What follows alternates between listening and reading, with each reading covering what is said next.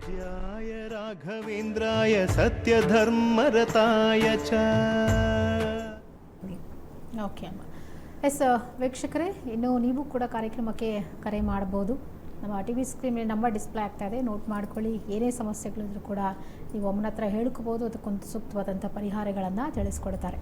ಹಾಗೆ ಅಮ್ಮ, ಈಗ ರಾಘವೇಂದ್ರ ಸ್ವಾಮಿಗಳನ್ನು ಪೂಜೆ ಮಾಡಬೇಕು ಅಂತಂದಾಗ ಮನೆಯಲ್ಲಿ ಕಳಶಗಳನ್ನು ಇಡ್ತಾರೆ. ಕೆಲವೊಂದು ಮನೆಯಲ್ಲಿ ಕಳಸ ಇಟ್ಟು ಪೂಜೆ ಮಾಡುವಂಥ ಸಂಪ್ರದಾಯ ಇರುತ್ತೆ, ಅದು ಕುಲದೇವರಿಗೆ ಅಂತ ಕಳಸ ಇಡೋದು. ಈಗ ವಿಶೇಷವಾಗಿ ರಾಘವೇಂದ್ರ ಸ್ವಾಮಿಗಳನ್ನು ಪೂಜೆ ಮಾಡಬೇಕು ಅಂದಾಗ ನಾವು ಕಳಸ ಇಡಬೇಕಾ, ಆಮೇಲೆ ಊದ್ಗಡ್ಡಿ ಹಚ್ಚಬಾರ್ದು ರಾಘವೇಂದ್ರ ಸ್ವಾಮಿಗಳಿಗೆ ಅಂತ ಹೇಳ್ತಾರೆ. ಹಾಗಿದ್ರೆ ಯಾವ ರೀತಿ ಪೂಜೆ ಮಾಡಬೇಕು ಮನೆಯಲ್ಲಿ ಸಿಂಪಲ್ ಆಗಿ ಅಂತ? ಹೌದು ನೋಡಿ, ರಾಘವೇಂದ್ರ ಸ್ವಾಮಿಗೆ ಫೋಟೋಗೆ ಎಷ್ಟೋ ಜನ, ನನಗೂ ಬರ್ತಾ ಇದೆ ಗ್ರೂಪಲ್ಲಿ ತುಂಬ ಜನ ಫೋಟೋಗಳು ಹಾಕ್ತಾ ಇರ್ತಾರೆ.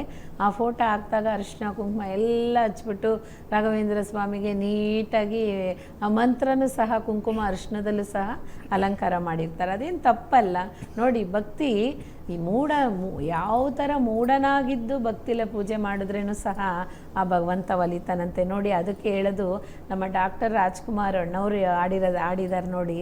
ಶಿವಪ್ಪ ಕಾಯು ತಂದೆ ಮೂರು ಲೋಕ ಸ್ವಾಮಿ ದೇವ, ಶಿವೆಯನ್ನು ತಾಳಲಾರೆ ಕಾಪಾಡೆಯ ಸ್ವಾಮಿ ಕಾಪಾಡೆಯ.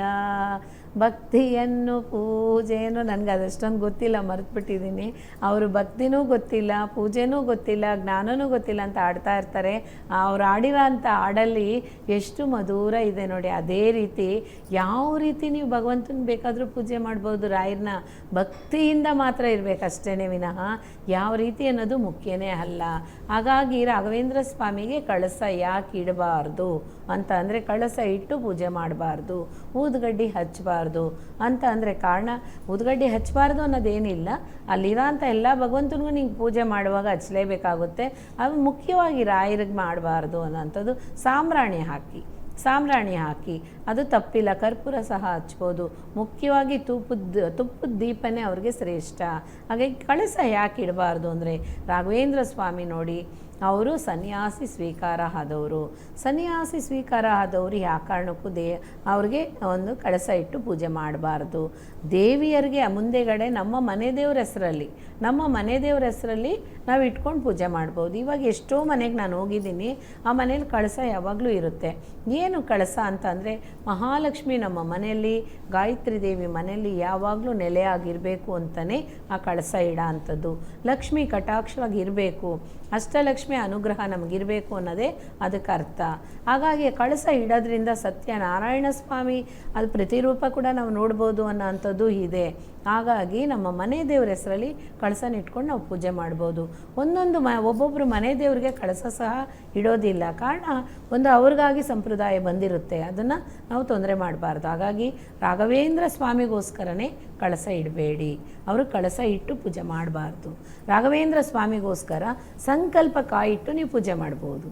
ಸಂಕಲ್ಪ ಕಾಯಿನ ಸುಮ್ಮನೆ ದೇವ್ರ ಹತ್ರ ಇಟ್ಬಿಟ್ಟು ಸದಾಕಾಲ ಪೂಜೆ ಮಾಡ್ಬೋದು. ಅದಕ್ಕೆ ಅರಿಶಿನ ಕುಂಕುಮ ಸಹ ಬೇಕಾಗಿಲ್ಲ.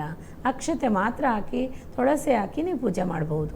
ಆ ಪೂಜೆ ಮಾಡೋ ಅಂಥ ಸಮಯದಲ್ಲಿ ಆ ಭಗವಂತ ಖಂಡಿತ ಸಂಕಲ್ಪ ರೂಪದಲ್ಲಿ, ನೀವು ಸಂಕಲ್ಪ ಕಾಯಿನ ಪೂಜೆ ಮಾಡುವಾಗ ಸಂಕಲ್ಪ ಕಾಯಿಗೆ ಆಗಿದ ತಕ್ಷಣ, ರಾಘವೇಂದ್ರ ಸ್ವಾಮಿ ಸಂಕಲ್ಪ ಕಾಯಿಗೆ ಬಂದ ತಕ್ಷಣ ನಮಗೆ ಸಂಕಲ್ಪ ಅದೇ ಆಗುತ್ತೆ. ಹಾಗಾಗಿ ನೋಡಿ, ಕಳಸ ಇಡೋ ಅಂಥವ್ರ ಮನೆಯಲ್ಲಿ ಎಲೆ ಅಡಿಕೆ ಖಂಡಿತ, ಒಂದು ತಾಂಬೂಲ ತಟ್ಟಲ್ಲಿ ಎಲೆ ಅಡಿಕೆ ಖಂಡಿತ ಇರಬೇಕು. ಒಂದು ಬಾಳೆಹಣ್ಣು ಇಡಬೇಡಿ, 2 ಬಾಳೆಹಣ್ಣು ಖಂಡಿತ ಇರಬೇಕು. ಅದೇ ರೀತಿ ನಂದಾದೀಪ ಹಚ್ಚೋರು 2 ಹಚ್ಚಿ 3 ಹಚ್ಚಿ 1 ಹಚ್ಚಬೇಡಿ.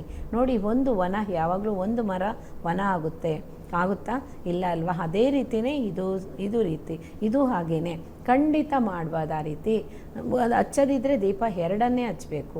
ಆ ರೀತಿ ಮಾಡಿ ಭಗವಂತನಿಗೆ ನೀವು ಕಳಸನೇ ಇಟ್ಟು ಪೂಜೆ ಮಾಡಿದ್ರೇನು ಸಹ ನಿಮ್ಮ ಮನೆ ದೇವ್ರಿಗೋಸ್ಕರನೇ ರಾಯರ್ ನೆನೆಸ್ತಾರೆ ವಿನಃ ನನಗಿಟ್ಟಿದ್ದಾರೆ ಅಂತ ರಾಯರ್ ನೆನೆಸ್ಕೊಳ್ಳೋದಿಲ್ಲ. ಹಾಗಾಗಿ ರಾಯರನ್ನ ಯಾವ ರೀತಿ ಬೇಕಾದರೂ ನಾವು ಪ್ರೀತಿ ಮಾಡಿ ಭಕ್ತಿಯಿಂದ ಪೂಜಿಸ್ಬೋದು. ಓಕೆಮ್ಮ, ಧನ್ಯವಾದಗಳು. ಸಾಕಷ್ಟು ವಿಚಾರಗಳನ್ನು ತಿಳಿಸ್ಕೊಟ್ರಿ. ಹಾಗೆ ವೀಕ್ಷಕರೇ ನೋಡಿ, ರಾಯರ ಬಗ್ಗೆ ನಾವು ಎಷ್ಟೇ ತಿಳ್ಕೊಂಡ್ರೂ ಕೂಡ ಕಡಿಮೆಯೇ.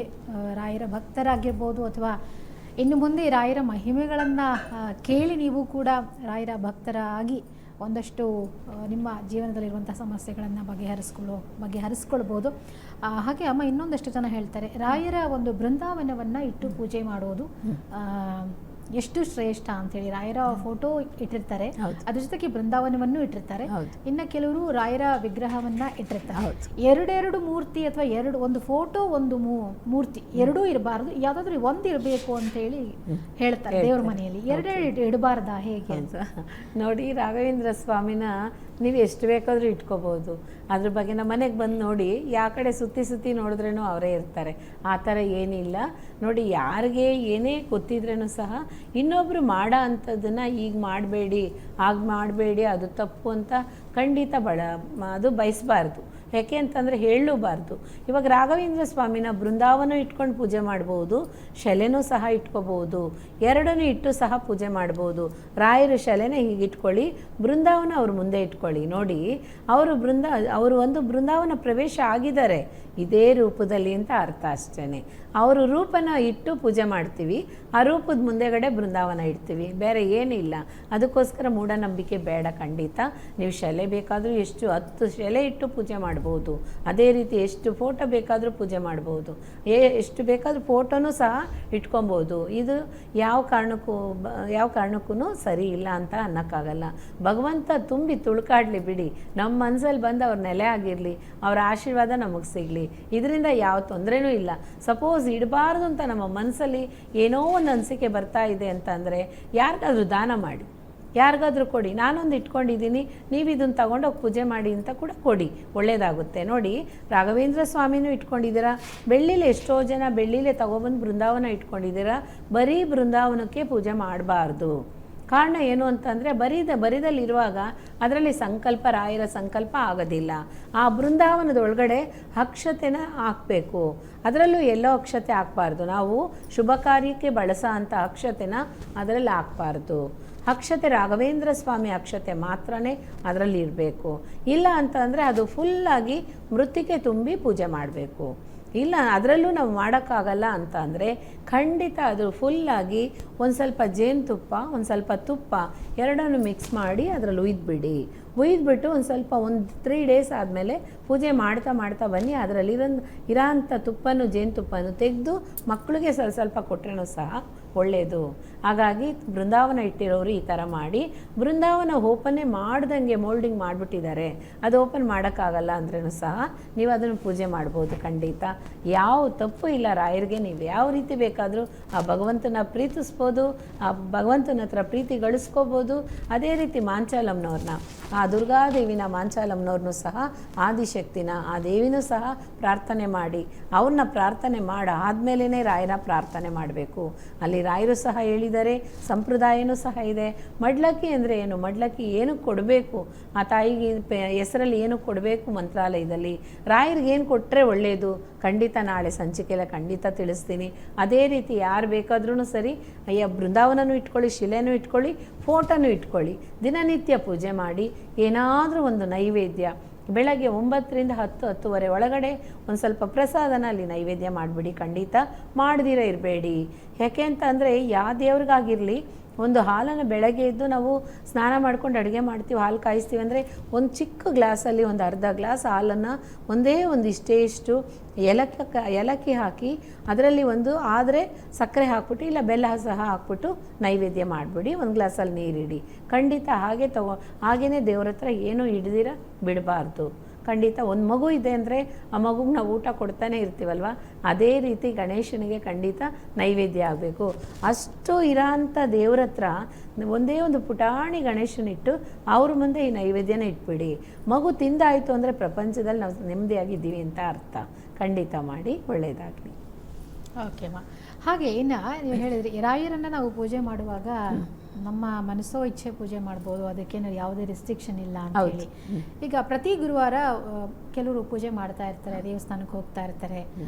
ನೈವೇದ್ಯದ ವಿಚಾರ ಬಂದಾಗ ರಾಯರಿಗೆ ಏನು ಪ್ರಸಾದ ಇಷ್ಟ ಆಗುತ್ತೆ? ಖಂಡಿತ ಸಹಜವಾಗಿ ಗೊತ್ತು ಎಲ್ರಿಗೂ ಅವಲಕ್ಕಿ ಬೆಲ್ಲದ ಪ್ರಸಾದ ರಾಯರಿಗೆ ತುಂಬಾ ಇಷ್ಟ ಅಂತ. ನಾವೇನಾದ್ರೂ ಒಂದು ಸಂಕಲ್ಪ ಮಾಡ್ಕೊಂಡು ಪೂಜೆ ಮಾಡುವಾಗ ರಾಯರಿಗೆ ಇಷ್ಟವಾದಂತ ಪ್ರಸಾದವನ್ನೇ ನಾವು ಮಾಡಬೇಕಾ ಅಥವಾ ಬೇರೆ ಏನಾದ್ರೂ ನೈವೇದ್ಯಗಳನ್ನ ಇಟ್ಟು ಪೂಜೆ ಮಾಡ್ಬೋದಾ? ಹೇಗೆ ನೋಡಿ, ತುಂಬ ಸೂಪರ್ ಕ್ವಶನ್ ಅದು. ಯಾಕೆ ಅಂತಂದರೆ ನಾನು ಗುರುವಾರ ಹೇಳಬೇಕು ಅಂದ್ಕೊಂಡಿದ್ದೆ, ನೀವು ಇವಾಗಲೇ ಕೇಳಿಬಿಟ್ರೆ ಖಂಡಿತ. ಯಾಕೆಂತಂದರೆ ಎಲ್ಲರೂ ತಿಳ್ಕೊಬೇಕು ಅನ್ನೋ ಆಸೆಯಲ್ಲಿದ್ದಾರೆ, ಅದಕ್ಕೆ ನಿಮಗೂ ಸಹ ಆ ರಾಯರು ಶಕ್ತಿ ಕೊಟ್ಬಿಟ್ಟಿದ್ದಾರೆ ಕೇಳೋಕ್ಕೋಸ್ಕರ. ಸಂತೋಷ. ನೋಡಿ, ರಾಯರಿಗೆ ಯಾವ ಪ್ರಸಾದ ಕೊಟ್ಟರೆ ಒಳ್ಳೆಯದು, ಯಾವ ದಿನ ಪೂಜೆ ಮಾಡಿದ್ರೆ ಒಳ್ಳೆಯದು, ಯಾರ್ಯಾರೆಲ್ಲ ಪೂಜೆ ಮಾಡ್ಬೋದು, ಯಾರು ಪೂಜೆ ಮಾಡಬಾರ್ದು, ಖಂಡಿತ ತಿಳ್ಕೊಳ್ಳೇಬೇಕು. ರಾಯರಿಗೆ ವಿಶೇಷ ದಿನ ಗುರುವಾರ.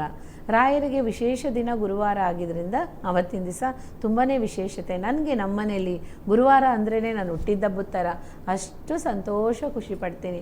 ನಾನು ಸಹ ಗಣಪತಿ ಹಬ್ಬದ ದಿವಸ ಹುಟ್ಟಿದ್ದೀನಿ.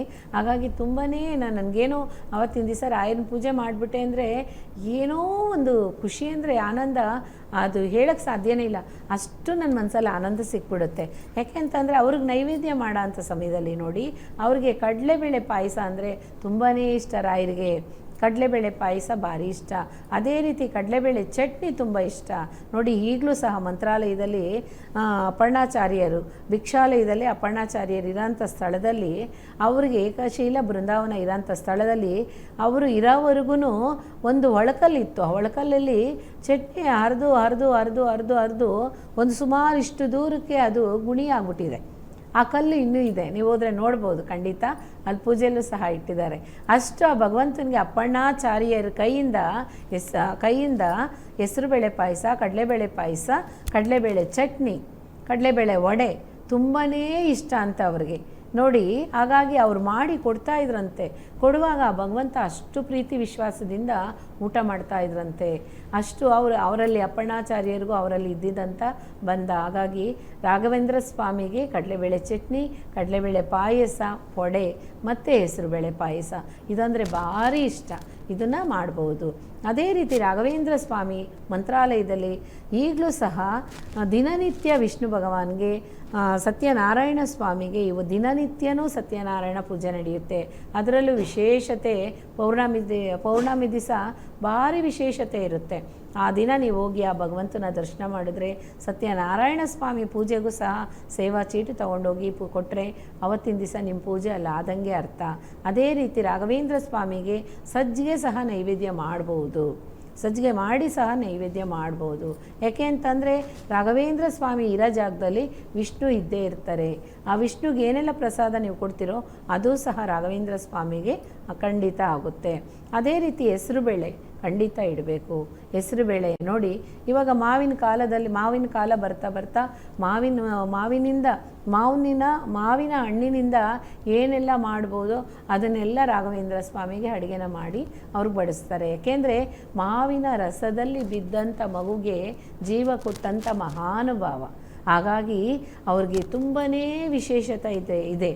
ಅದನ್ನು ಖಂಡಿತ ಗುರುವಾರ ದಿವಸ ಅಂದ ಮಾವಿನ ರಸದಲ್ಲಿ ಬಿದ್ದಿದ್ದಂಥ ಮಗುಗೆ ಹೇಗೆ ಪ್ರಾಣ ಸಿಕ್ತು, ಯಾವ ರೀತಿ ಅವ್ರು ಕೊಟ್ಟರು, ಯಾರ ಮನೇಲಿ ಹೋಗಿ ಅವ್ರ ಪೂಜೆಗೆ ಹೋಗಿದ್ರು, ಮೂಲರಾಮರ ಪೂಜೆಗೆ ಅಲ್ಲೇನು ನಡೀತು ಅನ್ನೋದು ಖಂಡಿತ ನಿಮ್ಮ ಮುಂದೆ ಸಂಚಿಕೆಯಲ್ಲಿ ನಾನು ಖಂಡಿತ ತಿಳಿಸ್ಕೊಡ್ತೀನಿ.